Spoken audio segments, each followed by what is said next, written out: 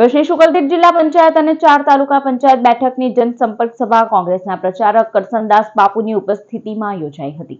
ભરૂચની વાગરા વિધાનસભા બેઠકમાં સમાવિષ્ટ શુકલતીર્થ જિલ્લા પંચાયત અને 4 તાલુકા પંચાયતની બેઠક ઉપર કોંગ્રેસની જાહેર જનસંપર્ક સભાનું આયોજન કરાયું હતું। સભામાં કરસનદાસ બાપુએ ભાજપ અને આપ પાર્ટીને આડે હાથ લીધી હતી અને મતદાતાઓને 26 તારીખે કોંગ્રેસ તરફી મતદાન કરવા આહવાન કર્યું હતું। સાથે જ ભરૂચ જિલ્લા કોંગ્રેસ પ્રમુખ રાજેન્દ્રસિંહ રાણાએ પણ ભાજપ અને આપ પાર્ટી ઉપર આકરા પ્રહારો કર્યા હતા।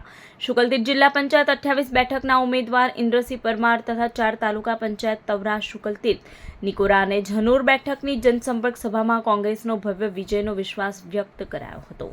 સાથે જ પૂર્વ પટ્ટી વિસ્તારમાં વિકાસને વેગ આપવા 100% મતદાનની અપીલ કરાઈ હતી।